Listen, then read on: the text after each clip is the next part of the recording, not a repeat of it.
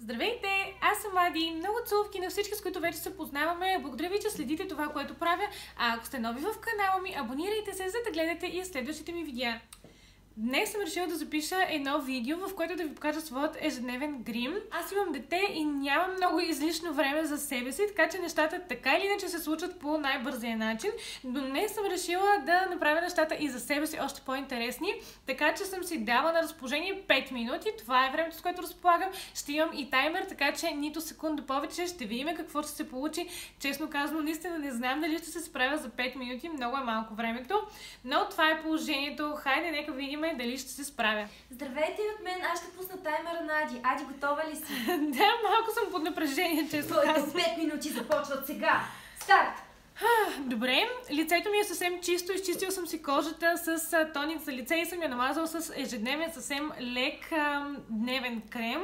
Сега ще нанеса една съвсем прозрачна база на MAC. Ето така с ръце. Много бързо се случват нещата, наистина малко съм под напрежение, честно казано. Не очаквах, че чак толкова ще се вълнувам.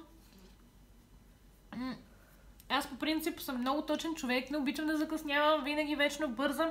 Обичам нещата да се случват на време, но когато си притиснат толкова осезаемо, е малко притеснително. Добре, набързо намазахме лицето с основа.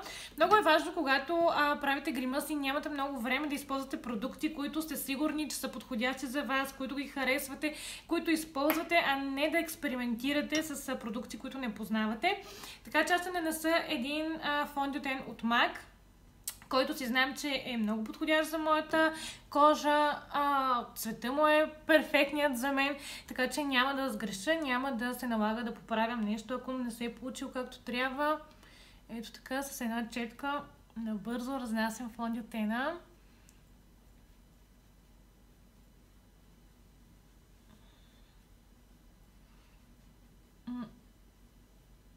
Виждате колко, наистина цвета колко е подходящ за мен.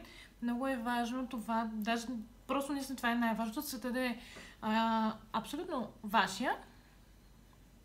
Защото знаете, друг път може да комбинираме един цвят с друг, нали, фондиотените могат да се комбинират, но в случая нямаме време за подобни експерименти. Ох, много напред във времето! Не. Добре, стига толкова фондиотен. Под очите ще нанеса набързо един коректор на Maybelline. Защото аз по принцип си имам малко кръгове и тъмни участъци тук под очите. Винаги кожата ми е била такава, независимо дали съм уморена, отпочинала, няма значение, просто такава е кожата ми и винаги имам кръгове под очите. Така че е добре да нанеса малко коректор. Ох, много е притеснително. Добре, спокойно. Всичко е под контрол. 2 минути и половина. О, не, 2 минути и половина. Добре. Нанасям една спирала. В ежедневието си за мен това е най-важно, да имам хубава основа и хубави мигли. Така че нанасяме една спирала на Lancome. Набързо. Иначе спиралата е нещо, на което аз отделям най-много време в грима си. Наистина имаме моменти, в които мога и 20 минути да седя и да си нанасям спиралата.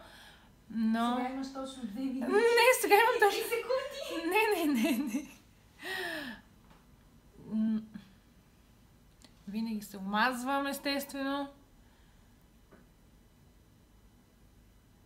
Добре. Ма ние сме си почти готови, стига притеснение. Да.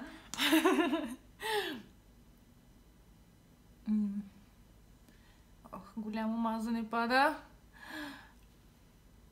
Добре, за сега стига толкова, после мога да се върна. Евентуално, ако ми останат някакви секунди, но се съмнявам. Ето, вече пърхаме с мигли. Ще нанеса една очна линия на Sephora. В момента ми се пълзна. Добре, отворих я.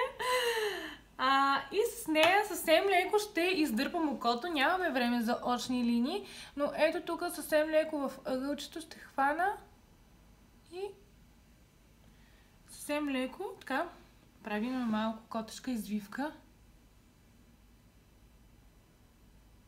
Много е добре, когато слагаш очна линия, да не ти треперят ръцете, както в случая моите. Но стига толкова. Добре, много добре се справя. Между другото, не знам защо сте под напрежение. По принцип, знаете, че използвам едно матово червило на MAC, защото много от вас ме питат за това червило. Да, той ми е най-любимото. Но ми свърши и не знам защо в момента не мога да го намеря. Затова днес ще използвам едно страхотно червило на Fenty Beauty за първи път с вас, но така или иначе виждам, че цвета е много подобен на моето любимо червило от MAC. Ето, слагаме. Аз винаги залагам на матови червила. Добре, няма да говоря в момента. Не!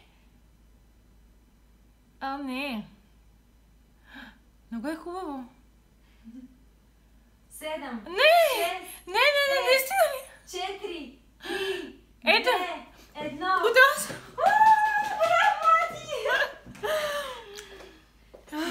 Много добре се справи. Наистина, очната линия много добре се получи. Добре. Супер. Ако имах още време, щях да нанеса малко молив на устните. Но това е. Това бяха моите 5 минути. И все пак, виждате, стават нещата и за 5 минути. Мога да се пусна така навън, хората няма да ми се подиграват. Така че и за 5 минути може да се гримираме. Важното е да се чувстваме добре и удобно в своята кожа, да се харесваме, защото знаете, че така както се чувстваме и ние, така и хората ни възприемат. Затова аз мисля, че се получиха добре нещата. Беше забавно за мен самата, надявам се и за вас да е било така. Ако е така, дайте по един палец нагоре, абонирайте се за канала ми, следите ме в Instagram, в Facebook, ще се видим отново.